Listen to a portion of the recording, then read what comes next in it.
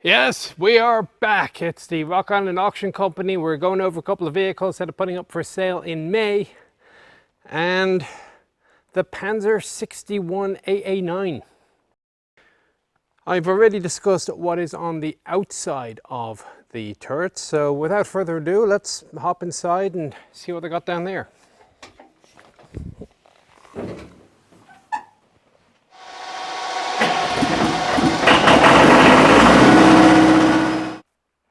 Once I get down into the Panzer's turret, firstly I have 8 periscopes scattered around me, one of which is completely useless because the loader's cupola is in the way. I have a large number of spare periscopes behind me, and to the front I can also align myself with a target by eyeballing by the use of a blade sight which simply folds up. The buttons and knobs around here again are all labeled in 2 languages, and because I'm better at French than German, this is handy because I wasn't expecting it. So for example, to my left here I see what in German is the Nebelwerfer, so if you wish to werf Nebels, you push this button. In French, the Lance-Pompe Fumigène, it is basically the smoke grenade launchers, and I have the option of the left, the right, or both at the same time. To the right I got a couple of warning lights. For example, there's a little red light here that says that the loader has tripped his safety switch. There's one that says that the smoke launchers are ready to fire. The Canon auch 10.5 Pretortier, so ready to fire the 105. As I come around to the back, an interesting little feature, light signals for the driver. There's a blue light, a red light, and a white light. And then on the right, there is actually a master engine cutoff. So the TC, by pushing this button, can kill the engine. Now, it's not as if there isn't a intercom system in the tank. You can see it right here. And you can also see this is apparently one of the part of the 13% of the tank that is not made in Switzerland. Now, I don't know how you calculate 13% of a tank. Is it by weight? Is it by volume? Is it by price? But according to Jane's, 13% of the tank is not built in Switzerland. So you've got the engines we've already covered. The gun control system is French. And apparently, the intercom system is American. Also American is the radio. The radio is upgraded in the Panzer 61 AA9. It's the SES-12. Behind me I have storage racks for the smoke grenades. Moving a little bit over, you have the little canvas shroud here. It's one of the stowage points for the TC. Just up above you can see there is an air exhaust vent. It's basically a big fan. There is a full MBC system in the tank. Features. So I'm sitting on the TC's chair, and of course they have made use of what is underneath. So if I look down between the legs here, I can see the first thing that's right next to me is the heater control. And then the next one says ventilation. There's a bunch of circuit breakers further down, so they've made a bit of use of the space. To the right, TC's override.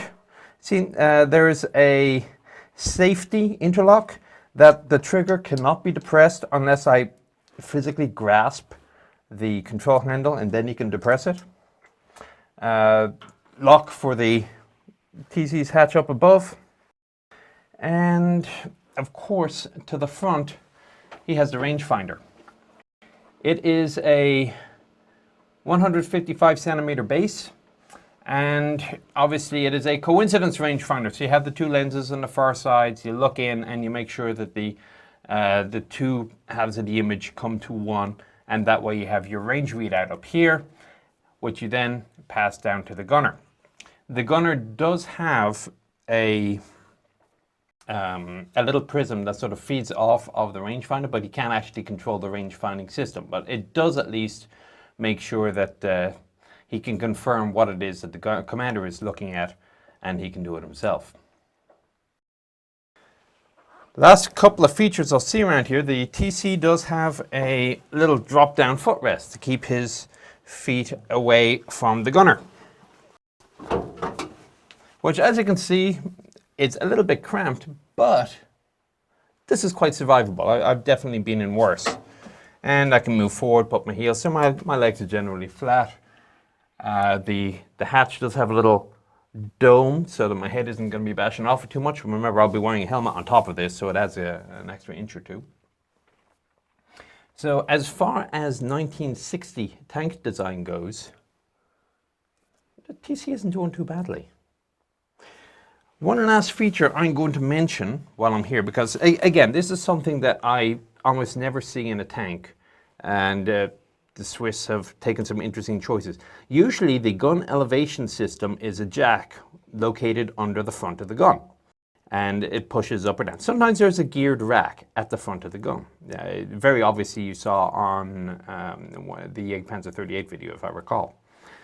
What the Swiss have done though, is they have placed a rack right here that the gun just kind of crawls up as it's depressing, or obviously crawls down as it's elevating. It's a system which mechanically makes a lot of sense because it's got a good bit of leverage, but it does take up a little bit of space for the TC. The other thing that I don't really see for the TC, well, there is, I guess, a small recoil guard, again with that stamped shaping on it that you have your grip. So you're sliding down into the tank with your muddy, wet boots. You got a little bit more grip and you don't face plant against the TC's hatch rim. Dome light, and well, that's basically it. So let's go forward to the gunner.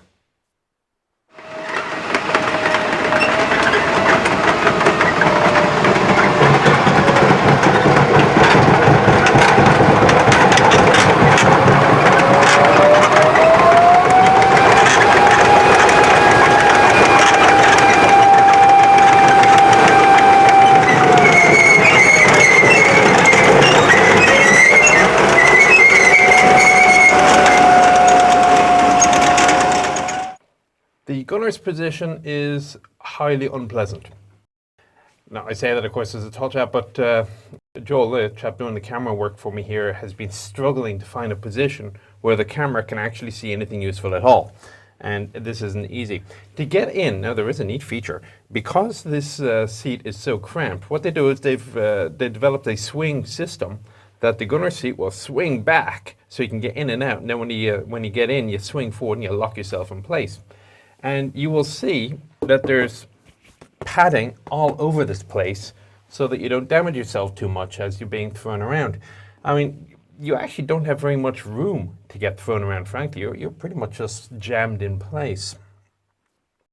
There is, of course, a full turret basket with a wall, so I don't actually have to worry about my legs getting caught on anything. So it's not dangerous, it's just definitely suited for the shorter statured gentleman. The gun control system is manufactured by SAMM. It's French. It's basically the same system as is used on the AMX-30, with the, as I said, the exception of the difference being the elevation mechanism being the rack at the back as opposed to the jack at the front. Gunner's control handles are exactly as you would imagine. Palm switches to activate, and then you simply rotate or elevate thusly. The Panzer 61 did not have a stabilization system. The 68 did, but not the 61. His primary sight, and as near as I can tell, only sight, with the exception of this little offshoot off the rangefinder, both of them are by 8 magnifications. The primary sight has a long reticle in it, which seems to be using a mil scale for estimating range as a backup. And around it you can see the bore sight knobs. There's a little identifier that shows you what the tank number is that this sight is assigned to, and it does match. Up at the top it says when it was last adjusted, so it was last adjusted in Thun, which is their depot, in 1983. So that probably gives you an idea of the service date of this vehicle. A little bit further down, I see there are a couple more indicator lights. For example, Predator here, the cannon's ready to fire light, which I noticed French up top on this one and German down below. To the right, there are a couple more controls. There's a selector for machine gun to the 105, and safe is in the middle.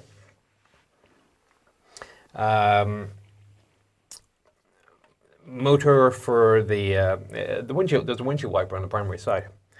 The primary sight does have a lowering shield housing, and the control for which is way forward on the right here. And it's a little ratchet system, so there's actually levels that you can ratchet. Right, let's go back to open again.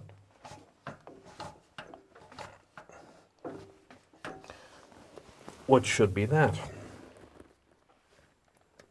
Another J-box up here for the American communication system.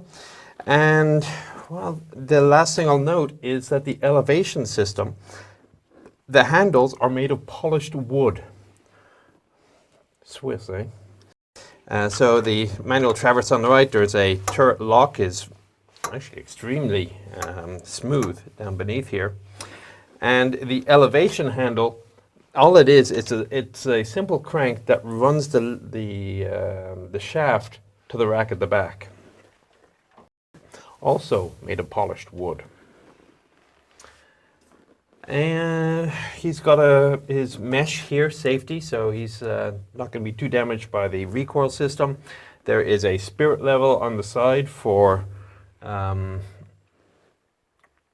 reasons unknown. You would ordinarily expect that a spirit level on the gun would be used for indirect fire, but there's no graduations on it, so make of it what you will.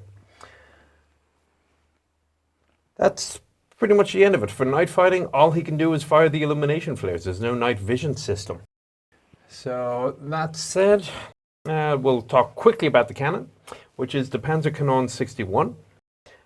This is basically a Swiss variant of the British L7.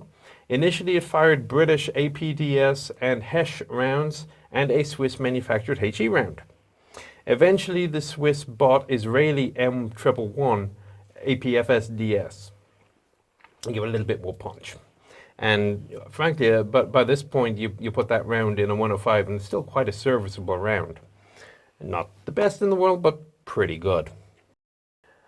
Alright, so that being said, loader side.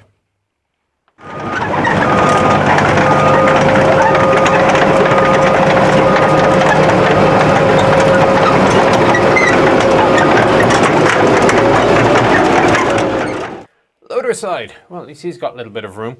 I'm sitting on his fold-down seat. I mean, it's not a huge seat, but it works handily enough. I can only imagine that in combat he probably would lift it up just to give him a little bit more working space. Again, the unusual feature is his cupola for the 7.5mm machine gun. He has 6 vision blocks within it. They're direct vision, it's not a periscope or anything else like that. And quite what the thinking is, I don't know. It's got a couple of very simple controls. He has a loader safety up here between safe and fire, or sécurité and feu, whatever. And right next to it, he has a big red button. So when he has completed loading the cannon, he'll flip the toggle to fire, smack the big red button, the light comes on for the TC and the gunner that we saw earlier, and the gun is ready to fire. Moving around a little bit, you got a couple more stowage points for the flare launchers. And as we move around to the left, you can see the pistol port / ammunition hatch, which is, I keep calling it a pistol port. This really is an ammunition hatch that you can either load the ammunition in or fling the empty shell casings out. Shells, well, there are 11 stowed vertically on the left. You can put 1 in the tube. Out of the total capacity of 56, that leaves you with 42 elsewhere in the tank. And that elsewhere in the tank is forward next to the driver. There are a couple of little additional things in the hull side. So for example, directly behind me here on the left side of the hull is more circuit breakers. In order to access some of these things, you'll see that there's webbing that simply comes out of the way. You drop down the webbing and you can access the ammunition quickly that way. The biggest point of the webbing is actually over by the gunner side. There is an open spot here for the loader, but you got to be a little bit careful because as you start stacking the rounds, you actually start interfering with the way that the rounds come out of the hull. There is a third option, which is down here to my right. Now, and again, another unique feature. This is the ready bin for the 7.5. Most tanks, the ready bin is fixed, and when you start running out of coaxial ammo, you just drape more belts in, you make the connector, and you continue onwards. Not so in the Panzer 61. This entire bin has a release system. Seems to be stuck, but you basically remove the entire bin. There is a spare loaded bin which forms part of the turret basket, the turret basket wall. So you can unhatch that and replace it. You've got the entire new long belt of coaxial ammunition. And there's now a big gap that you can use to pull ammunition out and place it down. The ammunition itself, to give you an idea of size, and this is what they've done with the gun, is they've elevated to the maximum of 21 degrees, the depression being 10, just to make life easier for the driver getting in and out, and it looks all impressive. But when you grab the round, you can see how big it is inside the tank. Granted, the cupola does give you a little bit of extra room up the height. They've angled the breech. It's effectively a vertically sliding breech, a little bit to the, shall we say, 11 o'clock position, which means that it's a lot easier to place the round down into the breech area and then slide it forward. Let's try not to damage too much here. The coaxial machine gun to the left of the gun again has been changed. Originally it was a machine cannon Panzer 61. It's basically an Oerlikon 20mm, and well, the 240 rounds in the 20mm gun, they, I guess, decided were not worth the space. So they took out the 20mm, they replaced it with another 7.5 and the associated ready rack for it. Last couple of items in here, there is a large lever which apparently is operated by your foot on the side of the 105. If anybody knows what it does, send me a note because I am absolutely curious. I have no idea. Something that is a little bit more familiar is the Recoil Gauge. It's a little sliding indicator that determines, shows you how far back the cannon has recoiled. And obviously if it goes beyond a certain level, you know that you have to either add fluid or send the thing in for servicing. So that is pretty much it for the loader. So after all the crampedness of some of the earlier positions, let's see how the driver is getting on. And I strongly suspect it will not be pleasant.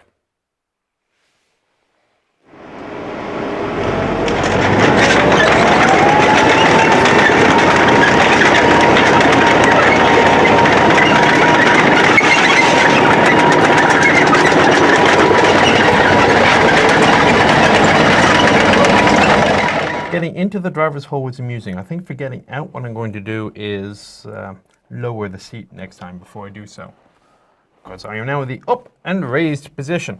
Now, once I got in, it's actually reasonably good. I have the 3-pedal arrangement at the bottom, but again, the left one is not going to be a clutch because this is a semi-automatic system. It's a little bit tight. To my two sides, I have the fuel tanks with old school levels showing me just how much I have. There's a slave start receptacle to my left here. Controls for the hatch 3 periscope, so reasonable vision outwards as a driver, especially by the standards of the time. And again, plenty of padding in the hatch lid and around the sides. Controls, you kind of get a little bit surprised every time you see a full-sized wheel in a tank, but that's exactly what they have here. Again, this is a semi-automatic system, so there are 2 levers. One tells you the transfer case, basically. I want to go forwards or I want to go backwards. And the other is the gear change. So if I want to go up a gear, monton, I climb, or I descend. Simple as that. So I have to assume that the pedal is actually a gear change pedal similar to, let's say, a Matilda. The light control, well, that is highly familiar. You'll see that a few other places. And again, some of these wonderful polished metal and colored buttons for, motor stop. These are your standards for the auxiliary and the main motor. Little warning signs at the bottom whatever they do, and they warn you about things, I presume. Dials are self-explanatory, revs and kilometers per hour, of course. Right-hand side, your electrical gauges, voltmeter. The master power switch is located on the right side here with an O and an I, and on and off the, shall we say, international symbols for power, which, now that you mention it, I don't remember seeing on any other vehicle. Usually it'd say on and off, not O and I. And that's it for the front. Now, behind him, there is the hull escape hatch. Quite how he's supposed to get at it, I'm not actually sure. I have to assume that the seat goes down and that gives him a little bit more room. Maybe he kind of slithers into the turret basket. The turret basket directly behind is actually part of that mesh cloth, so it's also usable, I presume, for the crew to get outwards if the turret is facing more or less the right direction. I can also see the inside of that lever that I had absolutely no idea what it does. As near as I can tell, the only time you would ever use it is if you needed to push the gun out of battery, recoil it further to the rear, maybe as part of a maintenance procedure, which I don't know why you would be doing it, but that's the only thing I can think of. There's a lot of leverage on it. You can push down and it's a big sliding block that, well, there's the inset. That's basically the gist of it. I mean, this is a simple driver's position, so all I need to do now is, well, drop the seat and get out. Actually, what I'll do is, since I'm going to lower the seat anyway, I'll close the hatch, have a quick look at the condition, and then get out. So, let's lower that. See how pulling this down.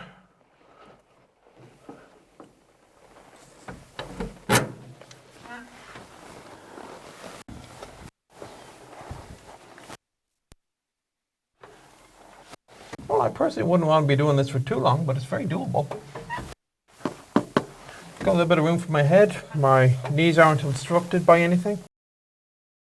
Oh, it's simple enough. Okay. Oh, bugger. The tank is on fire. That was unexpected.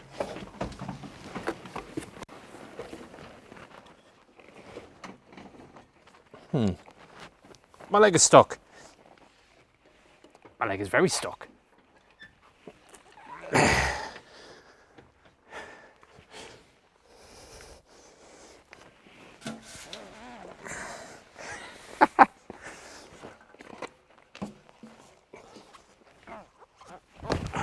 So my bottom half burned to death.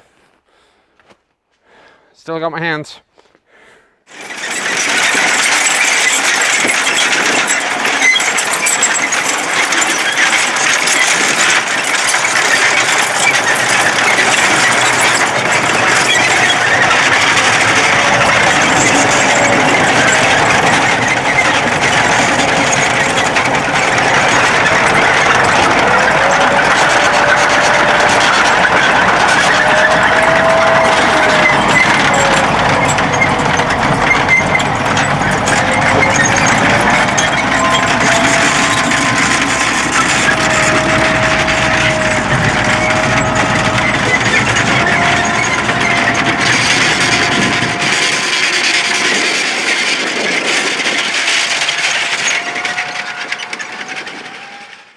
So there you go, the Panzer 61, a vehicle with some interesting design features.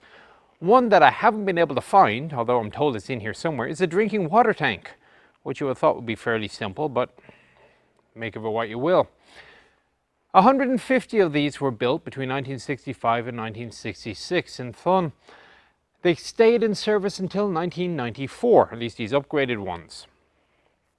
Certainly it's not of huge use to you if you're a reenactor or anything, but if you do have an eye for a rather unique vehicle, well, this is certainly an interesting one to put into your garage.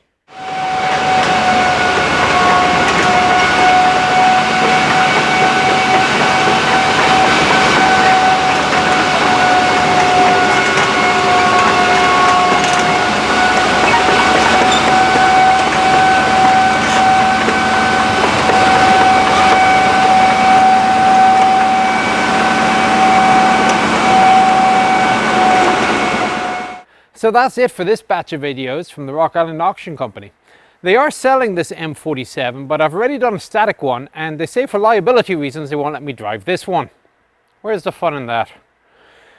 Anyway, the auction itself, 3-4-5 of May 2019, if you're watching this not immediately after release of the video.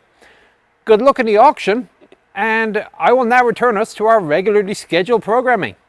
Take care. So there you go, the Panzer 61, a vehicle of some interesting specifications and design. So there you go, a Panzer 61 vehicle. Now, of course, this vehicle is completely useless to you if you're into reenacting, unless you're into reenacting something that the Swiss are doing, just training. Good luck in the auction, and I will now return us to our regularly scheduled programming. Take care. And that's a wrap. Woohoo! I can go to sleep now.